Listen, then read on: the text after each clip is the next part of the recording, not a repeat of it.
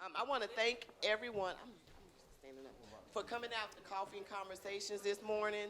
So we have a fantastic legislator with us today.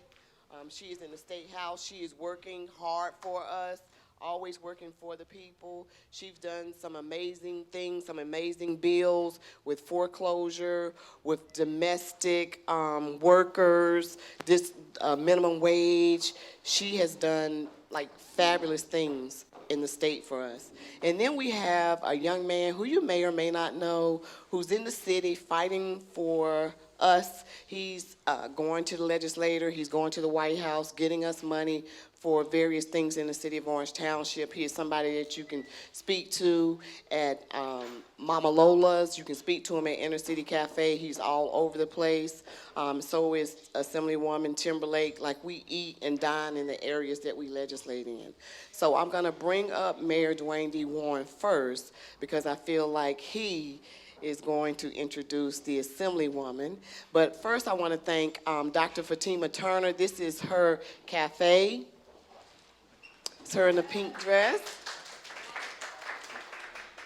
And I just want to say she does so many things in the city. She hires people who are from the city. She is on the Board of Education.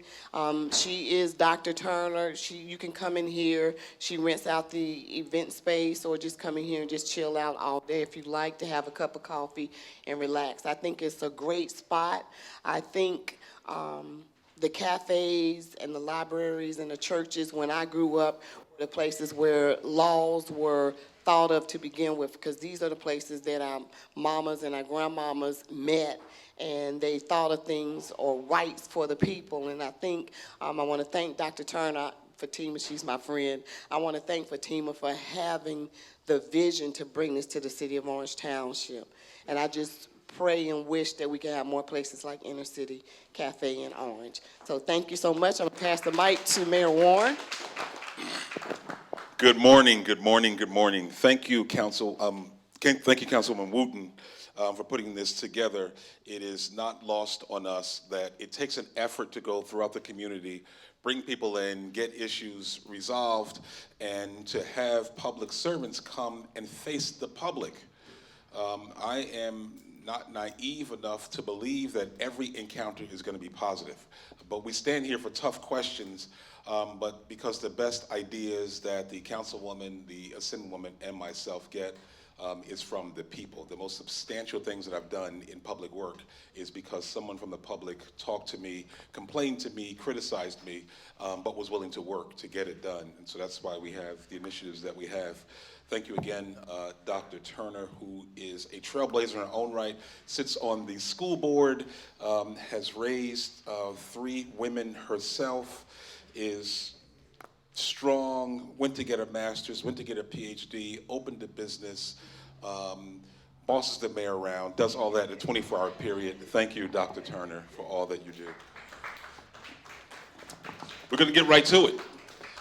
In the state of New Jersey, there are many issues that affect us across the board. And if you think about education, if you think about housing, if you think about urban development, whatever it is you think about, it affects us on the state level. And we have a person in Trenton who fights hard every day to make sure that our voice is heard and that our initiatives come forward. So Assemblywoman Timberlake, you've been in the Assembly a long time. You've performed so well that the powers that be thought it not robbery to nominate you for the New Jersey Senate. So she'll be on the ticket to be our state senator as well. That's important. The legislature in New Jersey has 120 members. 40 of those are senators and 80 of those are assembly persons or state legislators. Each district has 2 assembly persons and 1 senator. Assemblywoman Timberlake is one of our assembly people and will now be our senator, and she'll likely be replaced by an assemblyman who's coming out of Bloomfield, was a mayor of Bloomfield, and is going to be on the assembly ticket. The Senate is important because, and this is particularly apt for us because any appointments to state government, whether you be the Attorney General, whether you be a judge, a director, people who do the state finances, the people who are on the pension boards, anything that affects our cities, a local government finance board, all of those things that affect cities have to be appointed by the governor. They're approved by the Senate, and they get something called senatorial courtesy.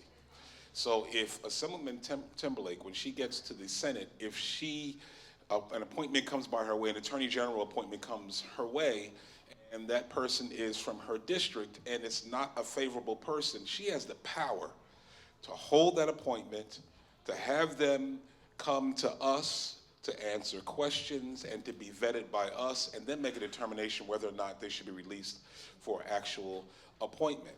The Senate has the power to vote down a gubernatorial appointment that they don't agree with.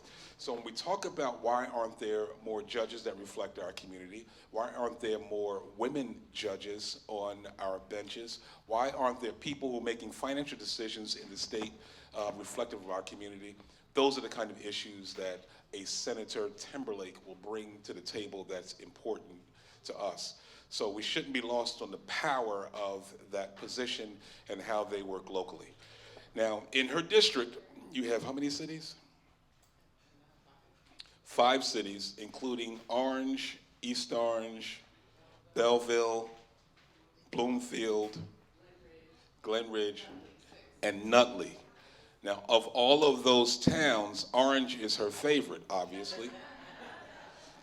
But she has to weigh in the balance of what is important to all of those people. And the way that she does it is she meets with mayors and councilpersons and residents to find out what's most important.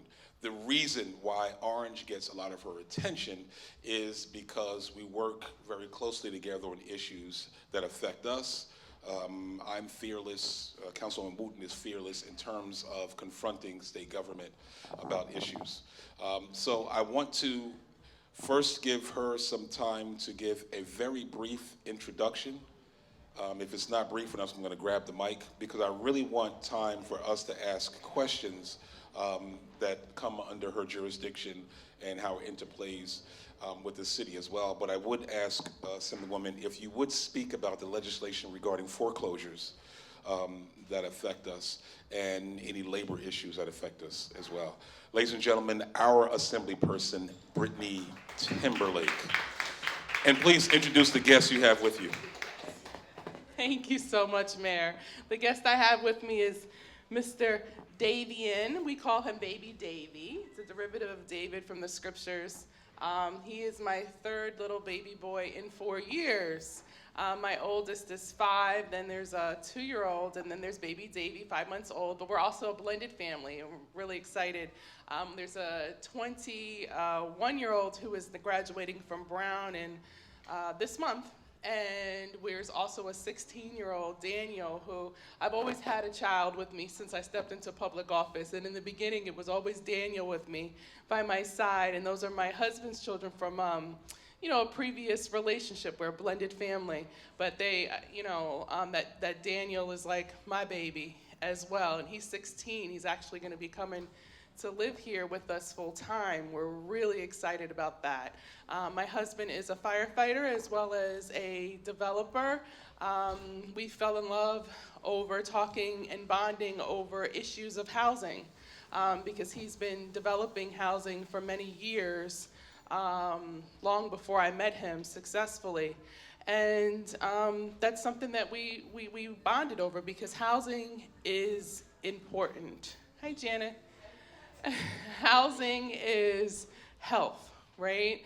I had an opportunity to run for office first for freeholder at the county in 2015, and I became the freeholder president of the board there. I'll step over here so the pillar's not in the way, sis, and I like your earrings. When I got to the freeholder board, and actually before that, what I was doing before I was asked to run for office, and what I still do, is create permanent affordable home ownership opportunities. I'm an affordable housing advocate that got asked to run for office. So I'm grassroots, advocacy, and I swing in and out of going from the bullhorn into the boardroom to negotiate the terms that the people on the bullhorn want. When I leave here, I'll be going to Seton Hall to help the students who are protesting over at Seton Hall for the African American Studies program, to help them do just that. It was a very important program to me. Mayor Warren, he asked me to speak regarding the foreclosure legislation, and Councilwoman Wooten, I can't do what I do without them, and I can't tell you how refreshing it is to look up when we're doing policy fights and protest policy and trying to get laws done in order to open up access for housing, so many other things. I did $15 an hour minimum wage statewide. Independent investigation in the event someone loses their life during interaction with law enforcement. That was a big one. It only passed a Democrat majority by 1 vote. And that vote came from one of our allies, an Orthodox Jewish male, who cast that vote because I looked him in the eye and I told him that that bill could potentially one day save the lives of one of my 5 boys. So, that was something that was very important. I'm in the space of maternal and infant, reducing the maternal and infant mortality rates, particularly as it relates to Black and brown women who have higher numbers in that. I'm a holistic birther, and I also am working hard to open up access to where women can choose, because the right to choose in womanhood should not just be used as it relates to carrying a child or not carrying a child. The right to choose, true feminism, is believing that a woman can do whatever she wants to do at any given time, however it is that she'd like. She can choose who she wants to love, how much money she wants to make, what she wants to be, when to speak. She can choose all of those things. So a lot of my bills, I also work on creating equity in the space for women as well as minorities. I wanted to say something. The mayor had a very successful fundraiser. It was a ball, and he and his wife have become dear friends. And I was remiss in mentioning that as we are working to get these bills done, there's a lot of pushback from interest and lobbyists sometimes who say that they don't want them. We did the COVID-19 People's Bill for housing to make sure that through COVID-19, homeowners and renters could still be able to keep a roof over their head. There was pushback. There's pushback for the Community Wealth Preservation Program, which I'm still currently fighting like heck to get done, which will create equity so that if your home is in foreclosure, that you can go down to the sheriff's sale and basically buy it back for pennies on the dollar using financing, not having to have deep pockets of cash and to compete with outside developers who have access to all this cash that they're sitting on. These are the things that we do. And I can't tell you, and this is what I wanted to say that night and that I didn't say, how important it is. Hashtag how they say protect women, hashtag protect women, hashtag protect Black women. Well, I gotta tell you, when you look up and you see an educated man standing there in support on the front line for that legislation because he knows it's gonna be life-changing for his community, because he knows that not only as a mayor, but also as an attorney who has helped people to save their homes and has helped people through economic challenges, to be standing there in protection mode, that's big. And I really appreciate the relationship with Councilwoman Wooten, our mayor, and the mayor's wife, Dr. Karma Warren, for sure, because it's really, you guys have a great thing going here in Orange in regard to your leadership. You said brief. I'll be quiet now. And give the microphone back over to you or to the people, and I'm following the method of programming, and thank you for putting this together, Councilwoman Wooten. Look at the spread, isn't it wonderful? Look at this space, isn't it beautiful? Oh my goodness, and I know that this building used to be, it used to house Hands, which is an affordable housing nonprofit that I had partnered with in years past, and they're upstairs. Yeah, because they always had a space here. And then it was taken over by another entrepreneur who was selling body and hair. Puka, yeah, those sisters. I love to see local businesses succeed, and that's what we're doing, is supporting local business. Councilwoman? So does anybody have any questions of the Assemblywoman, of the mayor?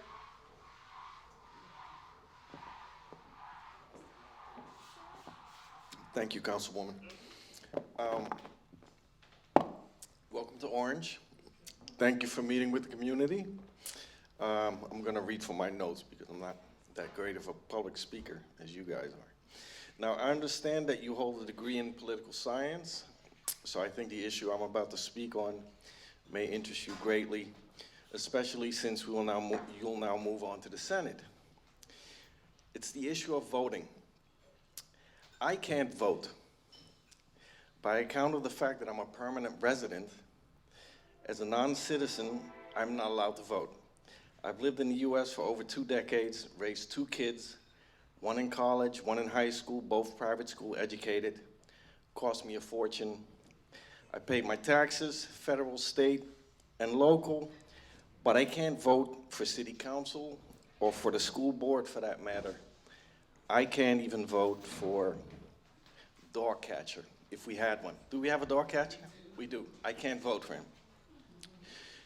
As a lawful permanent resident, also called an LPR, I'm completely disenfranchised. This phenomenon is called non-citizen suffrage. I think every woman in this room can understand the suffrage movement.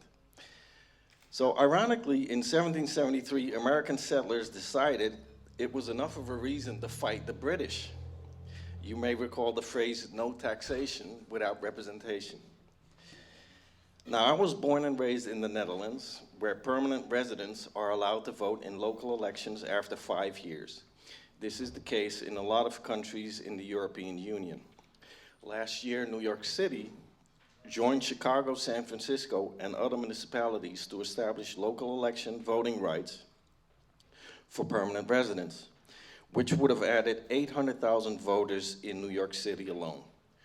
Republicans in Staten Island fought it and found a right-leaning judge to overturn the bill. Democrats nationwide should have taken notice. If Republicans don't like something, that generally means we're onto something good. Essex County has a voter turnout problem. The city of Orange has a voter turnout crisis. My question to you, Assemblywoman, is this. Can I count on you to look into this issue and to become a champion for the non-citizen suffrage movement in order to expand and encourage voter turnout?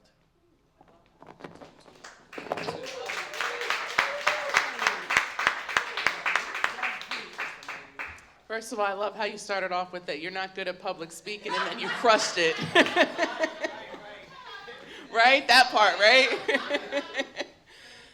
Thank you for that very thoughtful question. And in short, my answer is yes.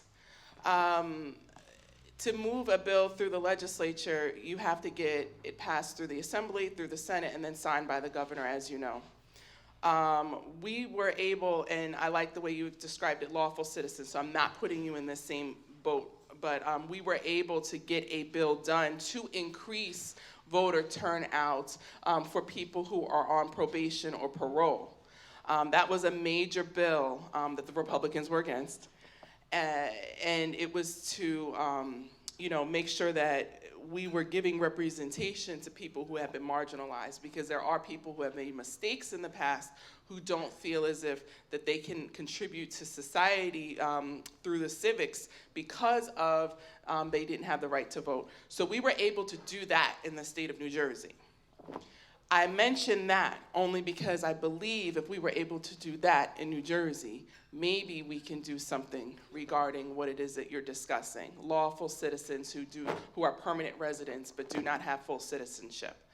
I also want to tell you that we'll check with the attorneys to see, because sometimes what happens at the state is as we're trying to do certain issues, we get blocked by the federal government, because they'll say, no, this is a federal government issue and you're overstepping your bounds. Now, I've been a person where I run right up to that boundary line and try to get as much as we can get from the community and exercise as much power, people power, as we can.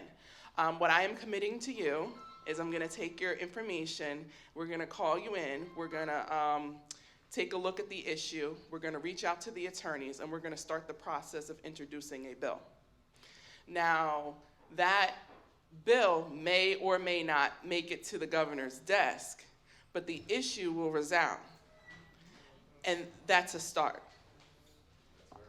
Yes, thank you. So I want to ask the Assemblywoman, is there anything that we can do locally? See you later, girls.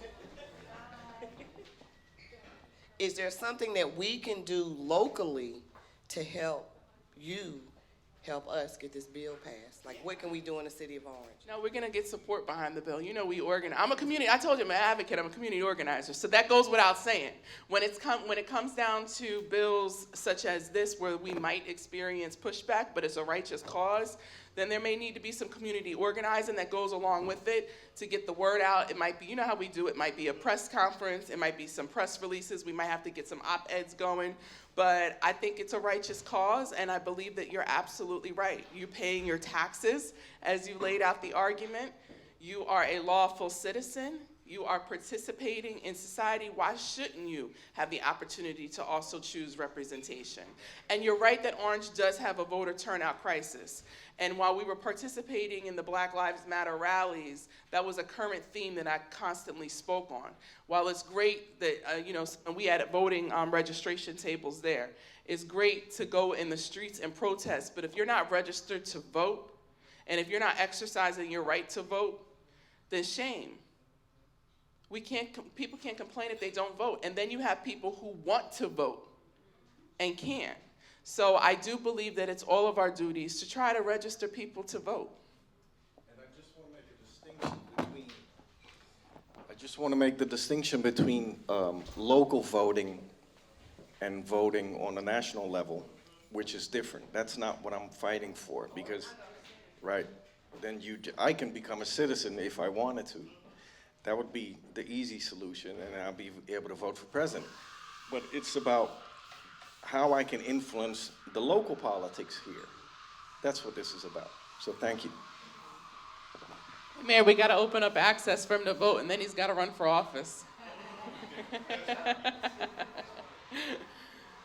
Any other questions or concerns? Mayor, you have it.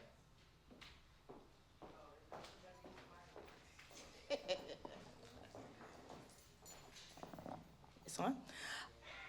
Well, thank you so much for gracing us in the city of Orange. I really appreciate that you are an advocate for women with families. On Thursday, I attended the Manufacturing Expansion Convention, and they pointed out an issue that I see a running trend through industry. I'm also in the construction industry. I'm the representative, New Jersey representative for the National Association of Black Women in Construction. And one of the, thank you. And one of the running themes is finding labor, workers, skilled workers. And a problem I see is that women and men who are also becoming primary caregivers within the household are running into employment issues because of childcare. We're talking about tradespeople who are making a living wage. They barely are over the low income requirement. Some as much as $50 will disqualify them from childcare subsidy. So that's been an issue. The other issue, which then ripples effect to people like us who employ or are looking for employees because they cannot afford to go to work. The other issue facing employees is transportation. especially in our southern areas where we don't have mass transit like in Essex County, right? So transportation being an issue.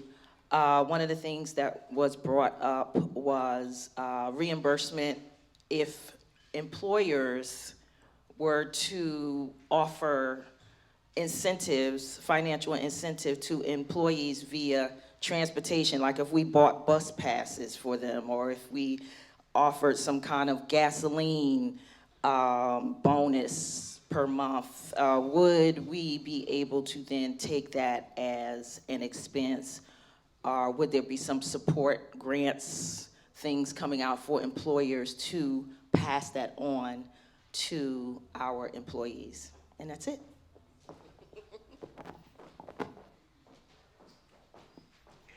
I am loving these questions.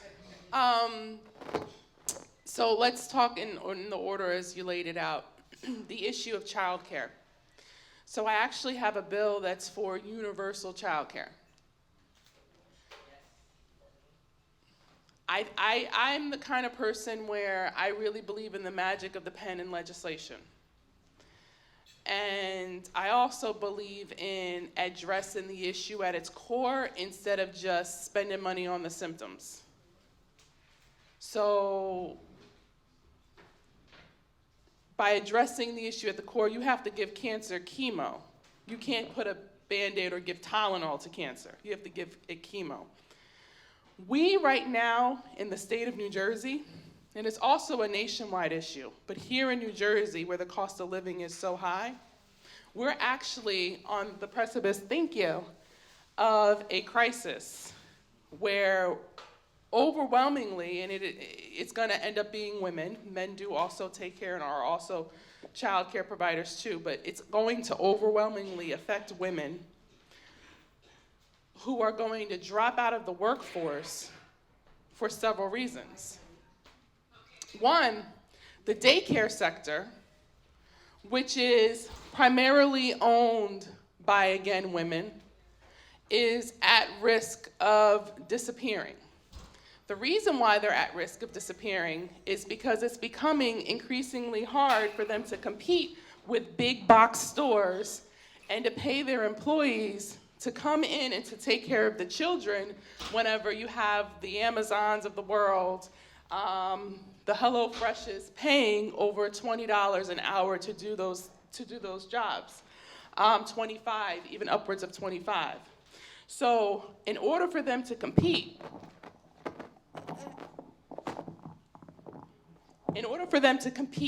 they actually have to pay their employees more, which I'm all in support of, right? But what happens whenever you pay your employees more at the daycare center? The prices go up. So currently in New Jersey, it can be easily upwards of $1,100 to $1,200 per child to send your child to daycare.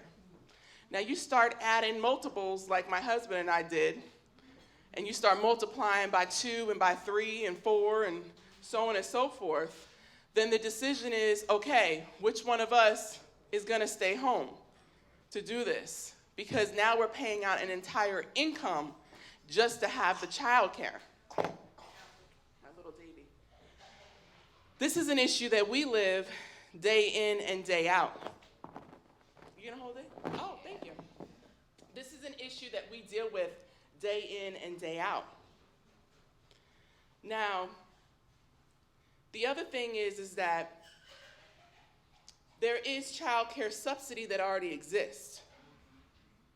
It's for those who make 80% and below the area median income. We need the child subsidy credit. But the child subsidy, let's say, don't quote me on these numbers, I'm just using these numbers as an example. Let's say it pays $500 a month, but the total bill is $1,000, then the parent has to make up that other $500. If you're dealing with people who are 80% and below the area median income in terms of child care, they are currently subsidized, and they might still be able to afford to put their children in child care. And then if you're dealing with people who are high wealth earners, they're going to naturally be able to afford to keep their children in childcare. The ones who are going to be dropping out of the workforce at an alarming rate are what I call, and excuse my French, Davy, the damned if you do, damned if you don't population. That is the population that makes the dollar over the subsidy award amount. That is the population that might be, making $60,000 or $70,000 a year or so. And they don't qualify, but now they're expected to pay, the $1,100, the $1,200 for childcare. And by the way, that is the current numbers. What I'm telling you is in order to save the childcare sector, they're going to have to raise those numbers up. So the cost of childcare is not existing. I didn't want to say existing. The cost of childcare is elevating even more than those numbers that I just gave you. I believe that the cure is universal childcare. I believe that the government should be funding ages 0 through 5, right before they get to kindergarten, that there should be an expansion of that education and that it should be publicly funded. I believe that that is something that it is a large ticket price in order to make that happen, but I also believe it's worth the ticket price to make it happen. We've actually run the numbers because what you're talking about is saving our economy. If you have women dropping out of the workforce, if you have employers not being able to hire and find the workforce or to keep up and maintain, if you have daycare centers closing at alarming rates, which has already begun to happen, you're talking about an economic issue that's going to touch every single population. So I believe that it behooves the state of New Jersey to fund a universal child care program and to use, this is very important to say, because with pre-K, they funded pre-K and they used the school systems to capture kids who were 3 years old to 5. They put them in the public school systems, which is, it sounds good, but what happened was that took a chunk of clients out of the local daycares.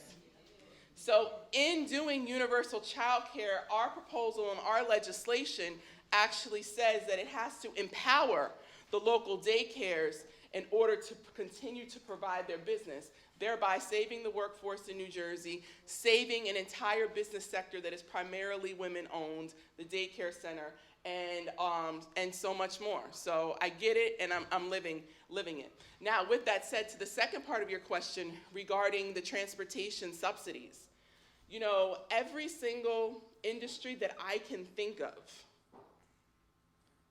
is looking for some type of subsidy in order to continue existing in the state of New Jersey. We have higher education coming before us. We have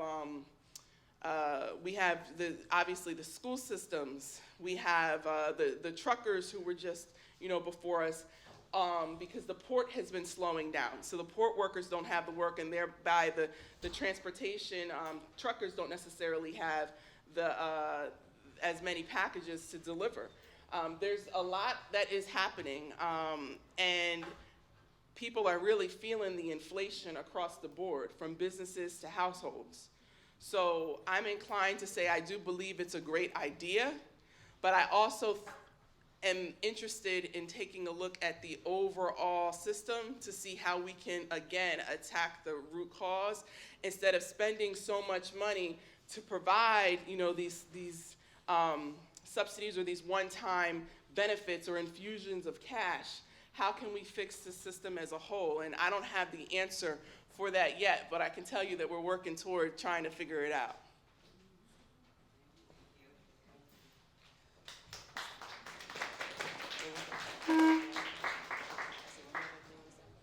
I do just want to add that the Assemblywoman and her colleagues are starting to have meetings with corporate America to lean on them to have, just as they have a snack shop in their lobbies, to start to have daycare centers on premises, because it impacts women more than men.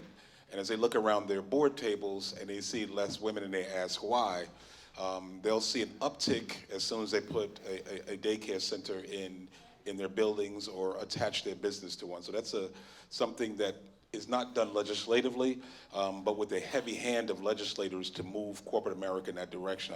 That's something that I applaud and we should continue to do.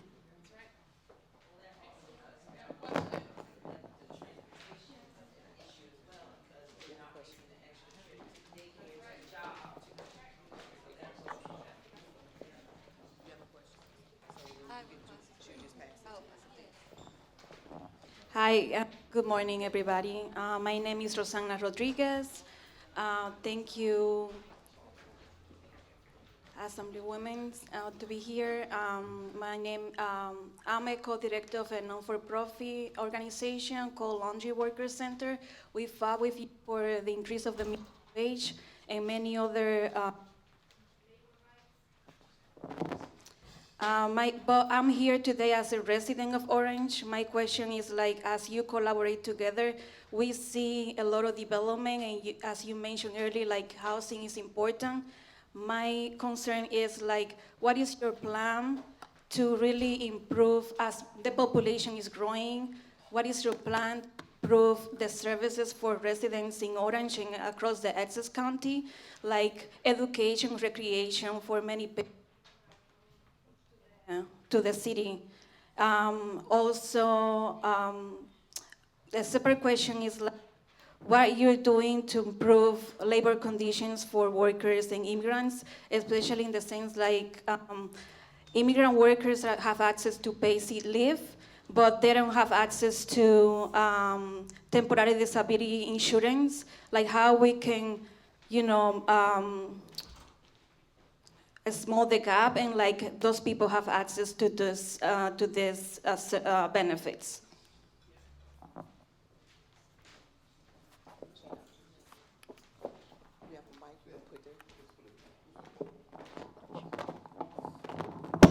Thank you for that question, and it has been great to be on the front line with you. And I know that we were on the front line together for driver's license. For the undocumented. And thank you for your work for that. I feel like, I know that these are questions that are coming from your hearts, but I don't think you understand how excited they make me, because I'm such a policy wonk, and I love any opportunity I have to dive deep into what we're doing on the policy level. It really floats my boat, right? So you mentioned developments in housing. I also have written a statewide inclusionary zoning bill that would require that any development that's over a certain number of units, I believe the bill is 10 or 12, it says, that there would be a requirement of 25% affordable. And stay with me on the 25, because historically you've heard of 80-20. 80% market rate, 20% affordable. And what you know is that 20% affordable is available to those who make 80% and below the area median income. The area median income for Essex County is around like $100,000. So 80% of that and below for a family of four is like $80,000 income and below, right? Well, I've been arguing for 25%, so that we can also build in that population I was telling you about before. People who are working in City Hall, they may make a little bit, $1 over, and that's those who make 120% of the area median income. I didn't think that it was right to say that those who make 120% also had to compete for the same number of units that are only available to those who make lower incomes. So I thought the fair thing to do would be to add an extra 5% on top of that, which would be higher rents in comparison to what is traditional for the 80% and below. Sorry if I'm getting too in the weeds. Like I told you, I'm a policy wonk, and this is what I do, literally write legislation. So what that means is that when you have a developer who is coming to the city for a pilot or a tax abatement, especially, or they're using some type of grant. Some towns do it differently throughout the state. Some say, okay, you can come here and we'll give you this in exchange for nothing. Some say, all right, you have to give us money into a community benefits agreement. I'm not really a big fan of community benefits agreement because who defines what the community benefit is? It could be to fix the pothole, it could be to do anything. I believe that if you're building housing and you're giving money, then the money should be used for housing and affordable housing to make sure that we don't displace people. That's my thing. So I'm a big supporter of the Affordable Housing Trust Fund, and for townships to have affordable housing trust funds. That legislation speaks to the issue of having developers to contribute to affordable housing trust funds as well, earmarking those dollars for organizations in orange like HANDS, who's been on the front line, or organizations like the Housing Authority, who's been on the front line of getting rid of the vacant and abandoned properties and restoring it to affordable housing uses and things. You need that fund in order to do that. But most developers that I speak to, they're actually not opposed to building affordable housing. What they're looking for is they're looking for the subsidy dollars to help them to build it, to offset it. So one of the things that we were able to accomplish through the Housing and Community Development Network of New Jersey, which are really good friends of mine, we organize a lot with them. The Affordable Housing Trust Fund, when Governor Murphy first came in his first year, in his proposed budget, it was zero. So we fought and we got $15 million in the first year. The second year, we got $60 million in funded each and every single year. And now there's something called the Housing Production Fund that we inspired, where it's $305 million available for developers to tap into in order to include affordable housing in their development projects. Now, this would be a statewide fix, and there's a lot of pushback for it. What I'm saying, if I was sitting in front of mayors across the state, if I was sitting in front of the League of Municipalities, if I were sitting in front of some of the developers, and even some community members, the reaction would be as if I said the F word in church. Am I right? But again, it's a fix to the actual issue. We need more housing opportunities available. We need it. There is more demand for affordable housing than we have supply. When we talk about affordable housing, people like to turn their nose up, and I've even seen people turn their nose up, and I'm like, but if you look at the income numbers, you qualify yourself. So I think there's also a big education piece that has to go along to it, but I'm in support of development. I'm not in support of displacement. I believe that we can have both development while also retaining our community residents. I think we can walk and chew gum and do it at the same time. And regarding the issue of immigration and rights, you all know that I'm there in support. For whatever campaign it is that we're working on. We're trying to get the domestic workers bill passed as well. And Governor Cody has the bill in the Senate and I have it in the Assembly, and we've been trying to negotiate that through. That's dear to my heart. As a former domestic worker myself, I used to be a nanny, and then also my grandmother, who certainly was a domestic worker, who came and moved to Harlem from the Black migration from Durham, North Carolina. And she was a domestic worker and a baby nurse and these things. So this is very dear to my heart, and it's been a long time issue. A lot of the bills that we work on with the coalitions, basically what they do is they give union rights to workers that aren't unionized. And I think that's so cool. So I'm hoping to get the domestic workers bill, and I'm glad that we did get the driver license for the undocumented citizens. So I'm gonna come to this young lady, but Mayor Warren, I want you to speak to that as well, as far as the housing piece, as far as, and recreation for the city of Township. One of the things I'm thankful for on the state level is that our initial idea to construct a community center with residences right by where the Y and Rossi Paints used to be. Yep. Is because we got a push of about $2.5 to $3 million from the state for that effort to help us to start push in that direction. But we have to always be on the front lines working with the state and locally to make sure we get proper funding to do it. And that initial push really helped us to get that project underway. But I would like to comment on the insurance issue. There are a number of workers who work every day. They work hard every day. They even earn a decent wage. But when you introduce the component of health insurance or disability insurance, it really wipes away all that they have. And there are a number of insurance companies now that we have encouraged to get together to try to establish a pool for those kind of workers who don't receive a W-2. There's sometimes they're cash workers, but they work every day. To get a pool for those kinds of workers, to get them to at least have insurance. We know that they also send their children to school, and the limited programming there we have for any kind of attention in school in terms of a school nurse, in terms of health checks, and our community schools do add some very minimal services. We would seek to expand those as well, so at least the children are covered. And that's an idea that our Board of Education has taken up and is still looking to expand. I know we did it in Oakwood and trying to do it at schools throughout the district. As a matter of fact, can I just introduce him? Grave Sandy is here from our school board.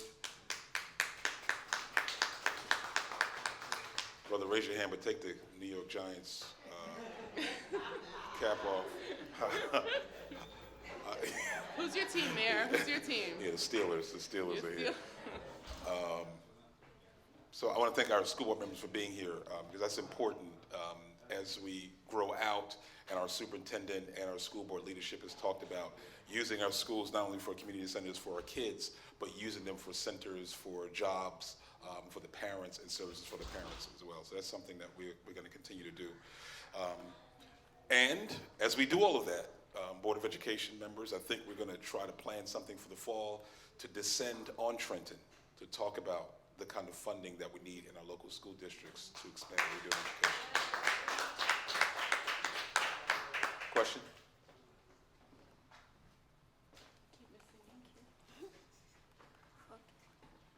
So, thank you to all the people here, and I'm glad because I see that you have been doing a lot of work in Orange. I'm so happy, and my concern is I don't really been like talking, but it's just one issue I have, and I'm glad for all the questions that people address, the foreclosure, the housing.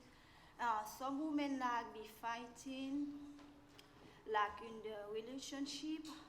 I would like to know, sometimes, women have like a transition in their life. That means if you have kids and then they become like to struggle with the rental or stuff like that, the situation change.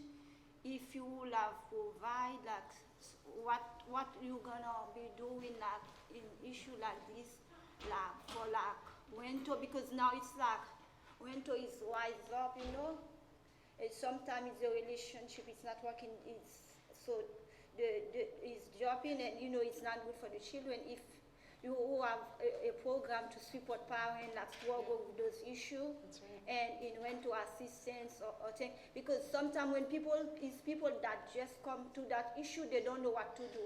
If you have a program to educate them. Yeah, it's very good. Very Yeah. important question, and it Very. basically goes to couples in a household. You have children. Either it breaks up naturally, or there's an element of domestic violence to it, where housing becomes a threatening issue for the children and the parent. Locally, Councilwoman Wooten has been very, very active in the domestic violence front in supporting women and bringing She has. resources to the city on a regular and daily basis. So I'm going to ask Edie, raise your hand, Edie. If anybody has any questions directly about the domestic violence part, to contact her, give her your information so that we can get you specific information and programming that we bring here to the city.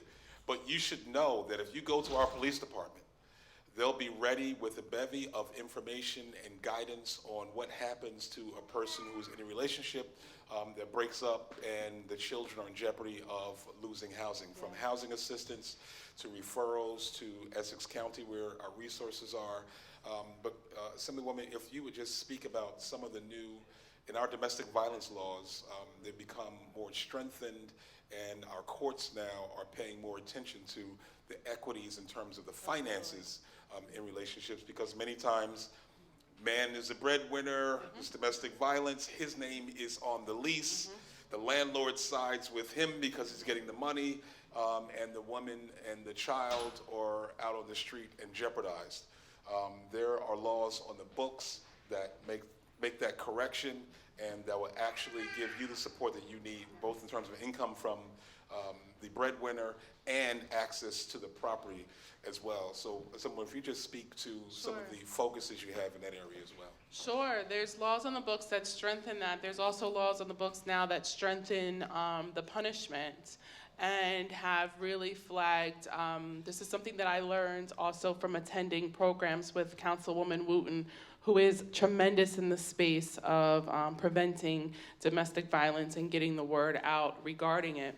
That there is a correlation between when a person chokes with killing, and that is a step. Well, he choked me and then he let me go. That is usually, the point in which it's like, okay, sister, you got to get out. You needed to get out before, but you got to get out now, because there is a direct correlation with the choking and the future of the killing of a woman.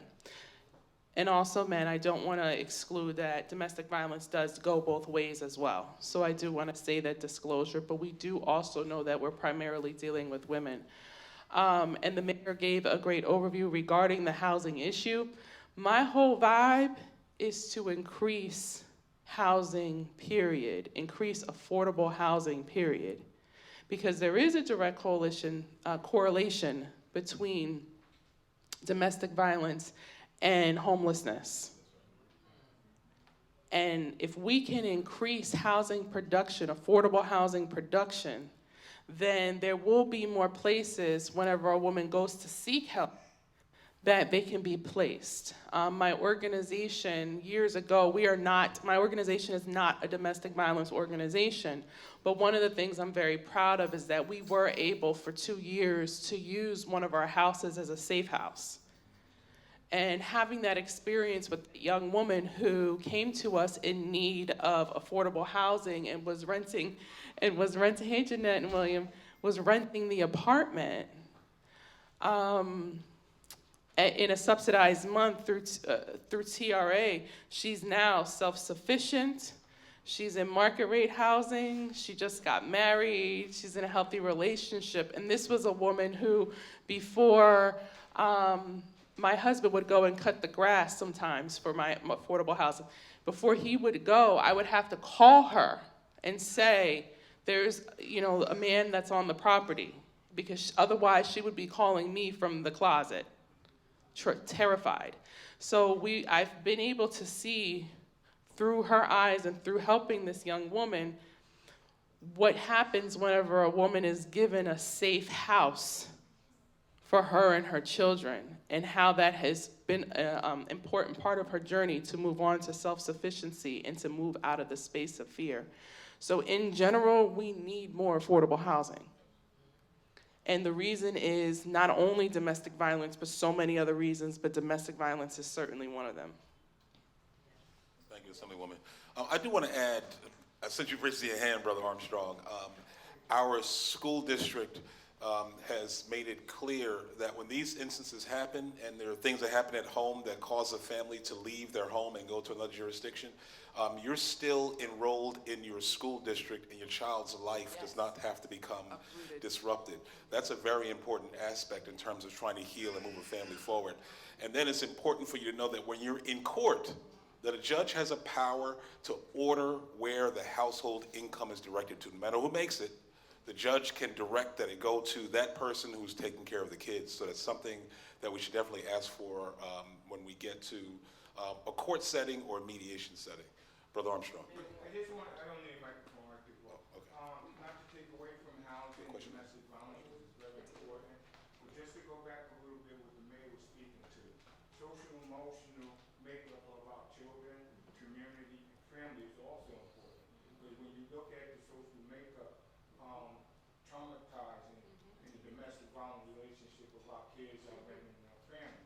So I just want to say thank you for partnering up with the Board of Education. Yes, sir. Thank you, Cindy, for putting legislatures through, and I know the governor just started a hub, regional hub, when it comes to mental health of our children and stuff, and hopefully he don't take it out of the school system. Yeah. Mental health Thank you, and Brother Armstrong. anti-bullying. That's right. We need, to our school boards, we need to make sure that we are cracking down on the issue of bullying. Right. Amen. Because of mental health. It is a major thing. I was bullied whenever I was in the 7th grade because I chose to stick up for children who were being bullied. And then I in turn got bullied doing that, but I was okay.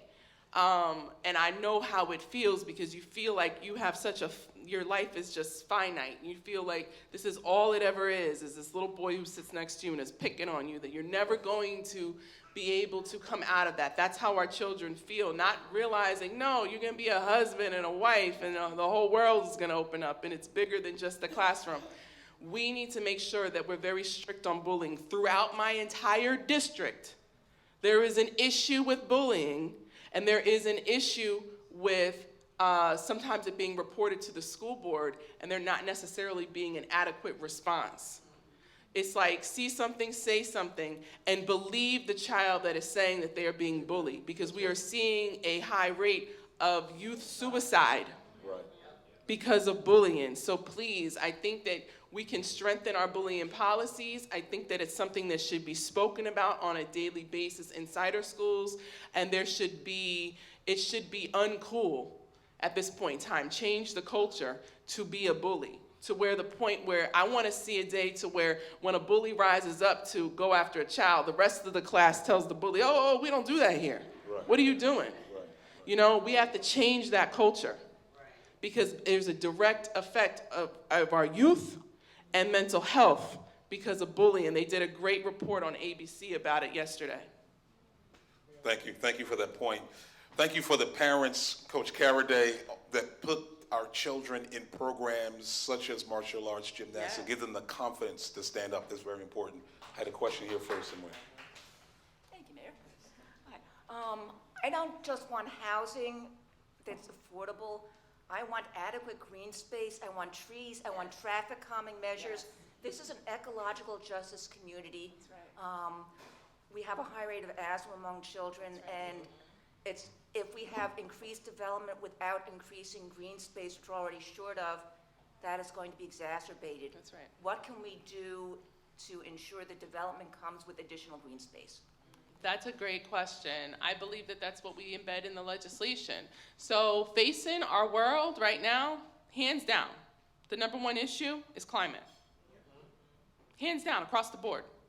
Our carbon emissions right here in the United States are what is responsible for crop failure in other places in the United States, but also around the world. In Sudan, I don't know if you all saw that recent special, I think it was called The Children of the Water, where women there's no crops. Their houses, their villages are literally underwater, and women are trying to survive off of water lilies. And there's starvation.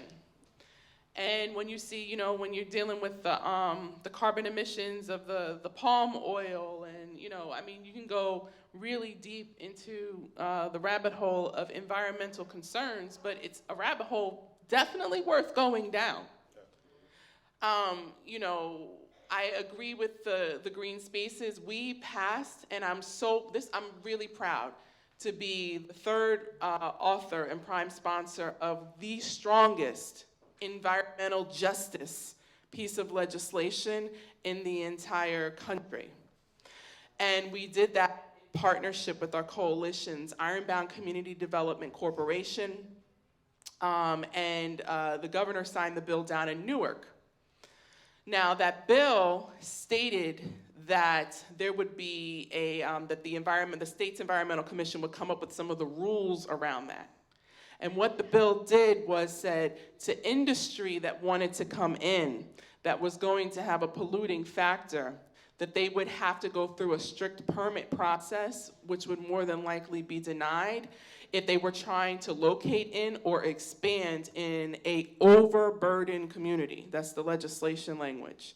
Overburdened with what? Pollution.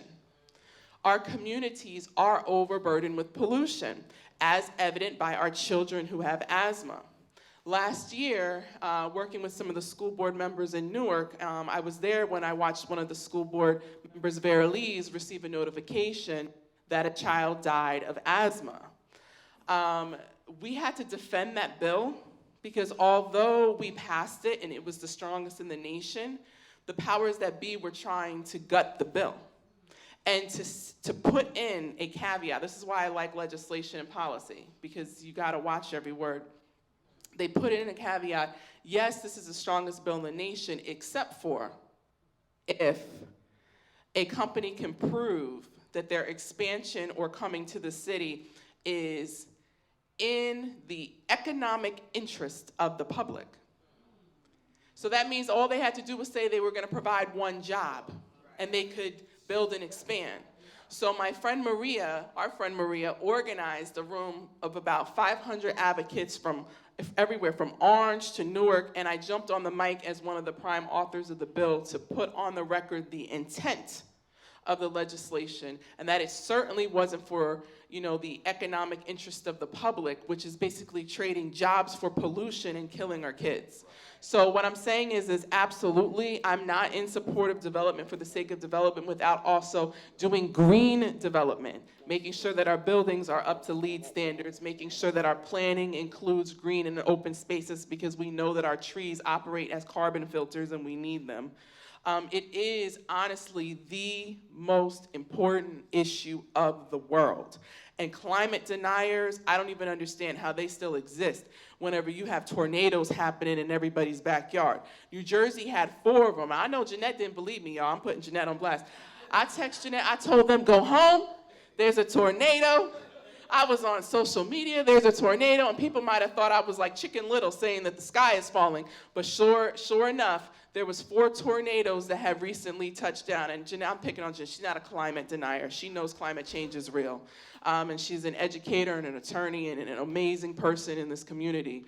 But she was laughing because she said, I was out when I saw your text and I wasn't sure I needed to keep getting my shopping on. So that was an inside joke between us. But it's happening, and it's happening fast. Now, in addition to what you said, we as a community need to start holding each other accountable. People should not be littering on the streets, and every single community ought to at least be recycling. Come on. Every single business, every single building, every single household should be recycling. We should be collectively working to reduce our carbon footprint because, to be honest with you, the signs and the science are showing that even if we do that, the glaciers are already gone, and we might be so far behind that as we're talking about these social issues, we better hope that we're still here in order to see some of the manifestation. George Carlin, who is like one of my favorite comedians, longtime comedian, he's hilarious. He had a joke where he talked about environmentalists, and he was making a spoof about it, He was saying the arrogance to say save the earth. It's not about saving the earth, it's about saving us. The earth shook off the dinosaurs. It will shake us off too, like a case of bad fleas. And he's right about that, because the earth will still be here, revolving, but we will not be if we continue to mess with the climate and don't build responsibly. So yes, I am in support of that and have included that in legislation. Just do want to comment, when we put applications in and grant dollars in for Green Acres funding that helped us do the park, that's helping us on Freeway Drive, we always have a friendly voice in our Assemblywoman. Thank you for funding our applications. Yes. We have 2 questions to go. That'll be 3 questions to go because we're not going to count Fatima's because she is the owner and she can do what she wants to do.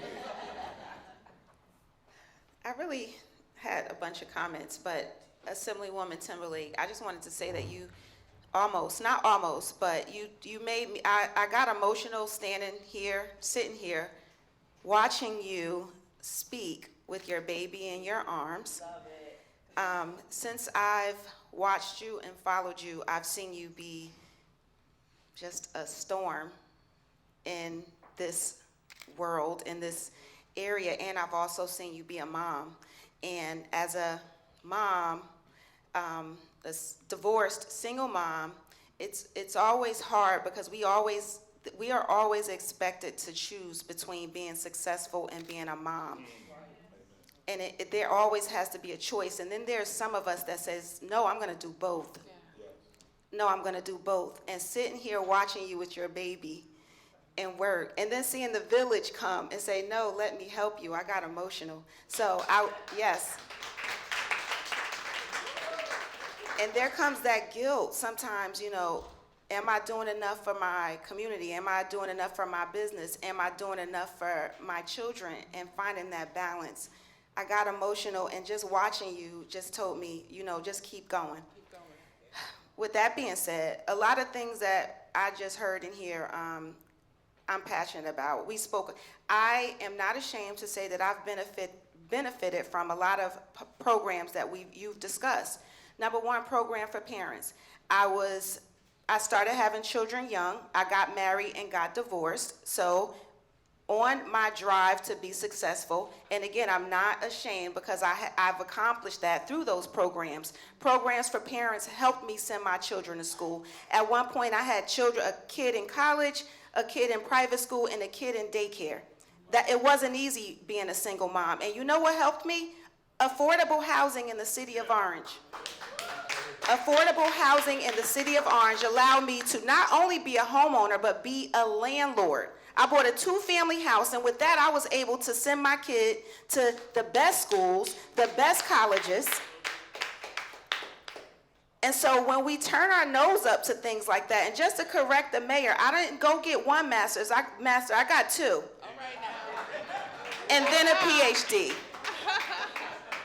And in addition to sitting on, I didn't just take from the community, I put back into the community. So all the barriers that I had, I went and I'm continuously, and I'm helping other people who are going through those barriers. So in addition to sitting on the school board, as a mental health professional, I offer mental health to our residents. I also sit on the Orange Housing Development Corporation, where we provide affordable housing. Thank you. I also chair the scholarship committee, where we offer thousands of dollars to first-generation college students, and I was a first-generation college student, where we offer thousands of dollars and resources to first-generation college students. I grew up in a home where I saw my mother be abused in domestic violence, and so I assist Councilwoman Wooten in all of her initiatives, and I will continue to assist you. So I implore everyone in our community, because we're a community and we're a village, and as much as we fight, we advocate for each other. So I encourage all of us, when you have an issue, to join some sort of, program where you can help, because nobody's going to fight for an issue that nobody's going to fight harder for an issue than an issue that you're passionate about and an issue that you've experienced yourself. Thank you. So inspiring. A bad, bad woman. Question. Thank you, Fatima. You're so inspiring. Good morning, Assemblywoman Good morning. Timberlake. You have spoken about, I think, many issues that we are extremely passionate. And one of the things that we want you to see you in the Senate. I'm a resident of Orange as well. And what are the things that we can do in order to ensure that you get into the Senate? And that means, as a grassroots, making sure that we do door knocking, where we're supposed to be signing up so we can do volunteering in our free time to make sure that you will be elected. Thank you so much for that question. Votes. He wants to know, how can we get in touch with your campaign office? Who's organizing you? How do we get in touch so we can do the work? That's what he wants to know, right? So there a go website, to, you is there can a go phone to, number? yes, thank you, Mayor. See, the mayor always undergirds me, see? You can go to electtimberlake.com and you can sign up to volunteer for the campaign there. Beautiful. Yes. Question. And you can also donate, even if it's like $5. Okay? Fundraiser coming up when? I have a fundraiser coming up here at Reds. Yes. I am on the 31st. 31st. Thank you, Councilwoman Wooten. Red, I think it's 5 or 6 o'clock. Red's Cafe. Red's Grill. Not to be confused with Inner City Cafe. Red's Grill on the 31st. I think it's at 6 o'clock. The tickets are Pay whatever you want. $150, but come. Yeah. Pay whatever you want. Yeah. Pay twice. If you can't pay, just come. If you can't pay, just come and said the mayor invited you to come. You're a special guest. That's but right. Come. But come with a check. But if you can't, come. Yes, sir. Hi, just to double back on the bullying concept, I have a 15-year-old who went through a small situation with bullying. And bullying is not a thing like it was when I was a kid, when it was just direct bullying. Now there's this thing with social media. Yep. And that's the part that I didn't hear people talk about. As vigilant as we must be in the classroom, in the community, we must also be vigilant with social media. The incident that the Assemblywoman talked about with a recent case of bullying and suicide, that case was not a direct bullying case. That case was an internet-based case where someone falsely accused this kid of inappropriate contact, and it wasn't true. And the school district failed them, the community failed them. Like you said, when they tell you something, believe them. People were not believing. And then finally the word came out, what really happened. But at that time, it was too late. So we must also take time, as we're dealing with our children and multitasking in our lives, to just sit down in small moments and have that conversation with your child. Are you okay? Talk about the social media sites that they're using. Not be their friend literally, but you have to try to connect with them some way. That's right. Because it's different than how it was when all of us who were 40 plus were coming to school. So I just wanted to touch upon that quick point, that cyberbullying is equally as important, and everyday communication with your kid might lead you to some clues of what they might be dealing with. That's right. That's it. That's right. And that's Very great. sound advice. I do want to point out Kalisha Wingfield, who is seeking to sponsor legislation to gather school security, police, and the board on things like cyberbullying. Thank you for coming out. I love that. Okay. Make a quick comment. Okay. And then I got to close out. Bullying.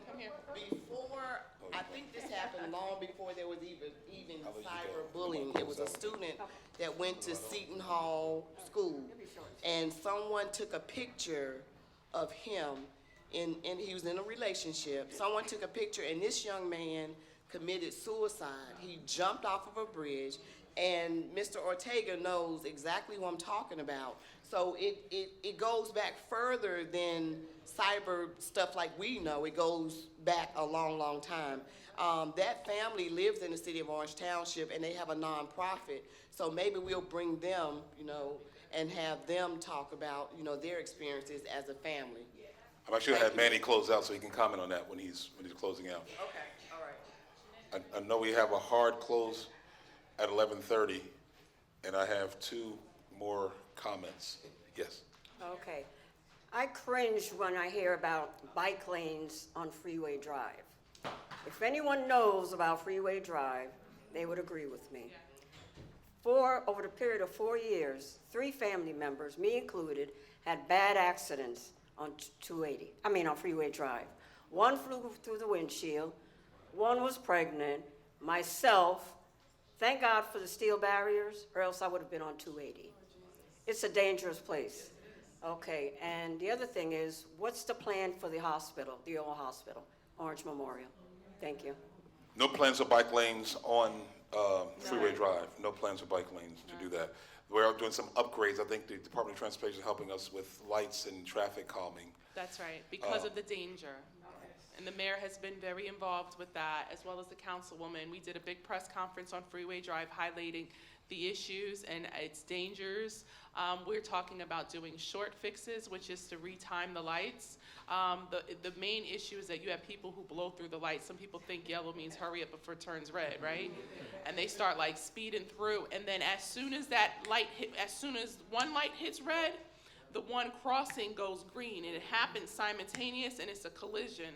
And there was also a death around Christmas time, a county employee who was a pedestrian, and then we had the biker.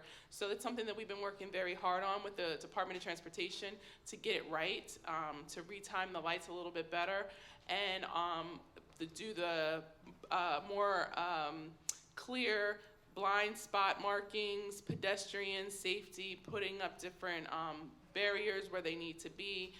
That has been a major issue, and I'm so happy to be in partnership with the mayor as well as the councilwoman to get that done.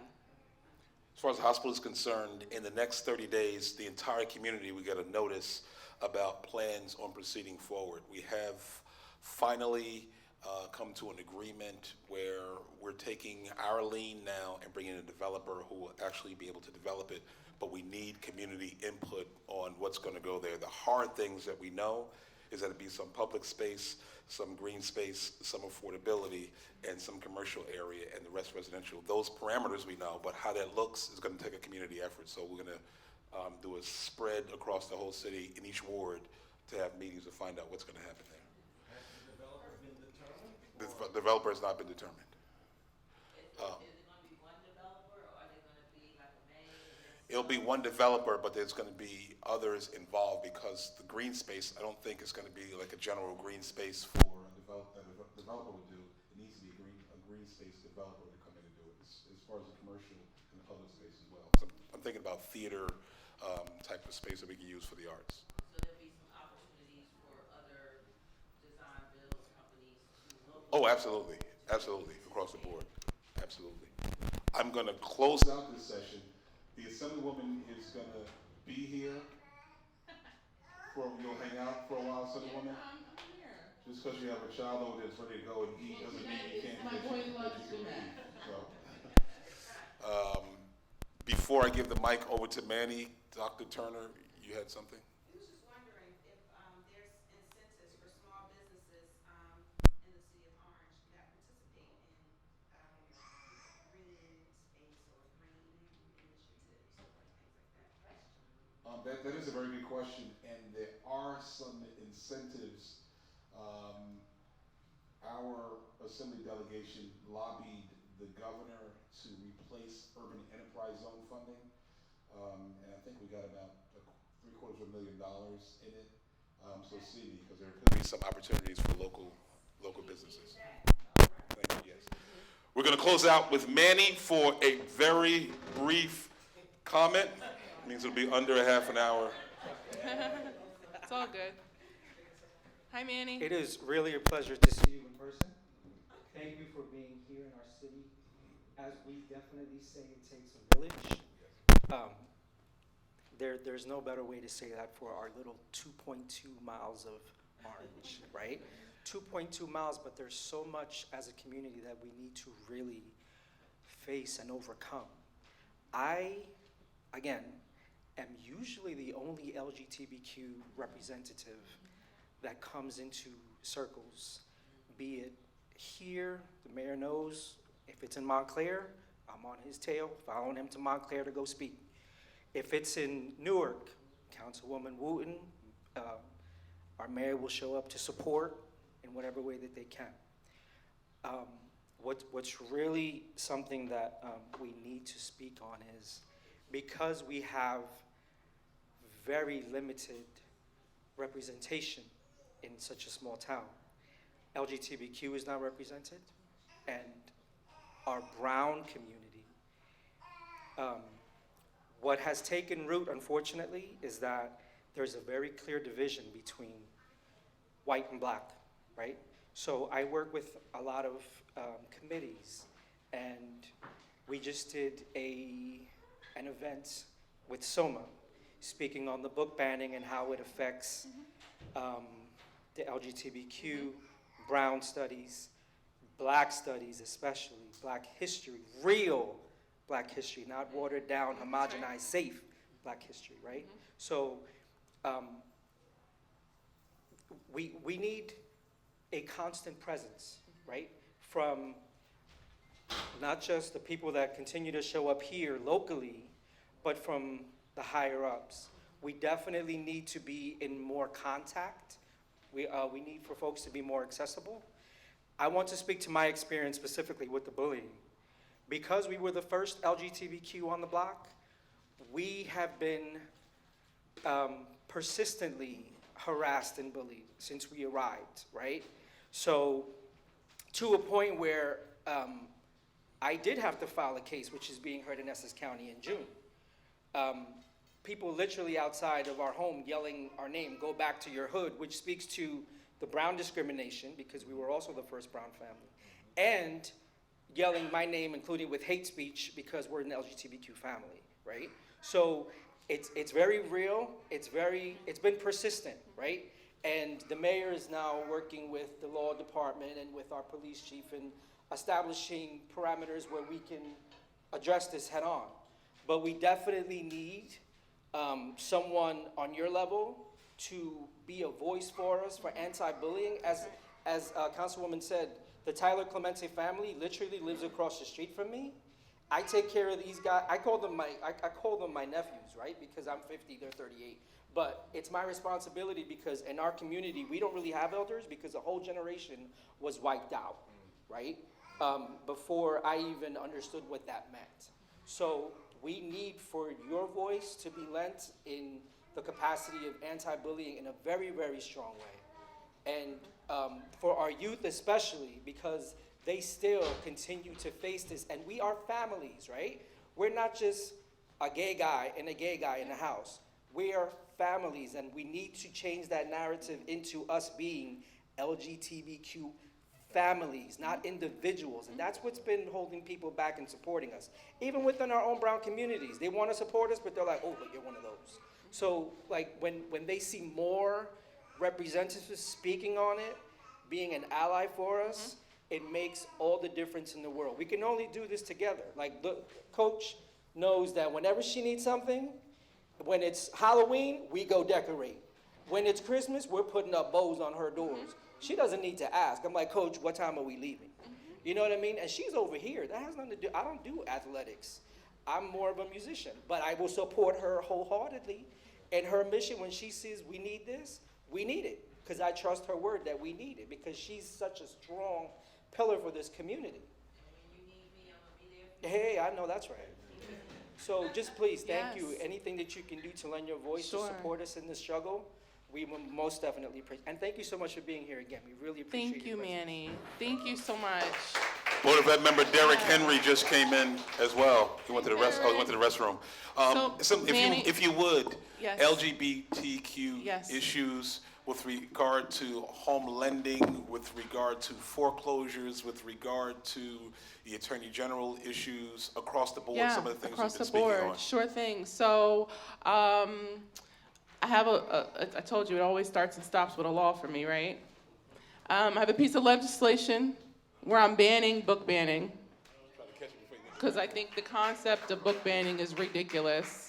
And it's really very fascist when you think about its roots, and it reminds me of what they did in Nazi Germany with banning certain pieces of literature, and it's just a path that we ought not to be going down. And I picked up a new town in my district, Glenridge, and there was a big rally that happened in Glenridge, and it was centering, and the LGBTQIA youth were leading the charge, because there was a group of residents, like a few people, right, in comparison to the people who were against it, of a group of residents who wanted to ban books that had LGBTQIA representation, youth representation in it. I believe representation is important for everyone to be able to see themselves in literature, to see themselves on television, to see themselves in power.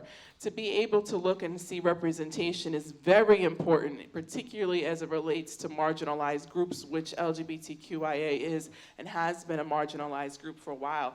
I identify as being an African American female. My mother is white. My father is African American. And I understand and have experienced racism in a very deep way. Stories from my childhood, you would think that I grew up in the 60s, not in the 90s. My mother organized a peaceful protest against the Klan when I was in the 3rd grade, and she brought me to it. We lived in Fayetteville, North Carolina, and the Klan had come to Hope Mills Lake, which was a park that we used to go to that was, outside of our town. My father was away on deployment because we were a military family. He hates the story because any man that's worth his salt wants to be there to defend his family. So he hates the fact that still gives him some level of anxiety and anger that my mom protested this hate group with her 2 black children while he was thousands of miles away overseas. But I tell him, I said, having that experience was what I can point to. If I had to point to one single event in my life that made me want to step into leadership, it was that. And it was watching her, without even knowing, she organized a peaceful protest and had churches and NAACPs and, to attend this rally. And she said there should be more people. There should be more of us than there are of them, people who are in support of love, people who are denouncing hate, and it was just very good that she did that. So I understand racism very well. I unfortunately have had to live through it, and the non-acceptance even whenever she walked in the house with the big, beautiful chocolate man, and the ripple waves that occurred in her family who grew up in Levittown, which, if you know the history of Levittown, is rooted in racism.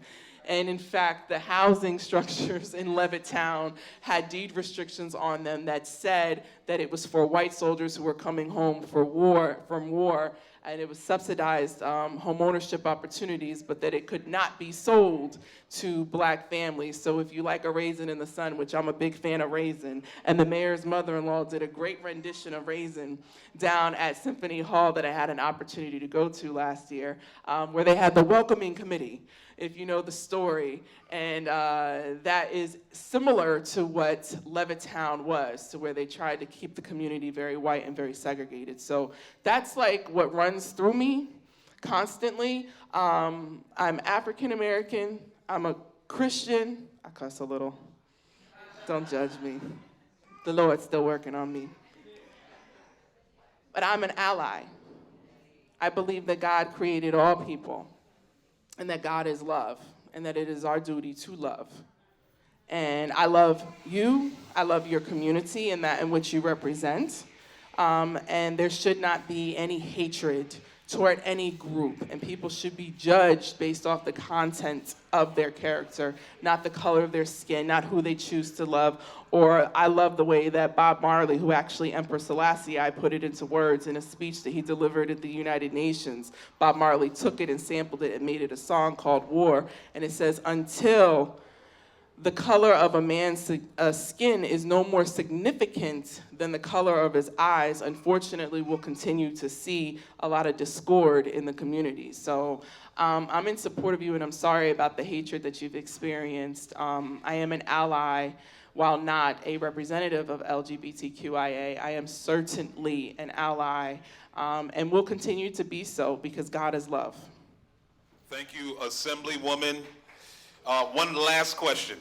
I would skip over him, but he's on the Board of Education, and we'd like to hear his voice on behalf of the kids. Derrick Henry. Thanks. Good afternoon, Assemblywoman. Hey, Or good Derrick. morning. Hey, how you doing? So I have 3 questions, and I'll try to be brief as possible. Firstly, to my mayor and Councilwoman at Large, Wooten, I would like to address the intersection of Scotland and Frankfurt. I've had 2 or 3 parents address me about how dangerous it is, and I know that Scotland is a county road. However, one crossing guard there, I'm wondering if we could do something in collaboration with the county, if not locally, to do a little bit something more, because some of those cars coming down over the bridge are acting like, trying out for Fast and Furious 11 or the on-ramp onto 280. And I understand that, if I remember correctly, there was an accident there last year, or not 2 years ago, or last year, somewhere around them parts there. And He's looking for it the milk. appears that, I don't know if it's been addressed or not, but it would be greatly appreciated. That's number one. Number two, Assemblywoman, thank you for your patience. Of course. The first one is in regards to A3578. It is the school funding bill, which crossed Senate, I think, in February 2022, but the Assembly still has to act on that, and I'm wondering where the Assembly is currently as far as that concerned. And the second question is, are there any potential improvements to local fair share regulations or guidelines? Because it seems that when pilots are considered versus, forward projections, the school district is never involved. So, question for mayor and council, and two for Assemblywoman, and I apologize for my tardiness. I was trying to get here sooner, but I had an early shift at work. And thank you for your patience, all It's of the totally fine. involved. Yeah, Thank you. thanks, Derek. You wanna? Are you familiar with the legislation? Do you know what it is? I am, but I have to check on the exact status of where it's at. It's a very important bill, and I especially love that you remembered the number of the bill. That was really cool and very impressive. And for those of you that don't know, did you know that he writes news? I think that's so cool. That like a lot of the news that we watch at night. Where do you work at? Where is it? MSNBC. So he's the one who's writing the teleprompter for the news reporters that are like, what really happened is down on I-90. Try crunching 10 screens into a 4-minute soundbite. Yeah, so I think that's a really cool tidbit about you. So when you see me on MSNBC, thank you, Derek Hill. One, we will get the crossing guard there. That's a very particular issue. Yeah, we'll get her help.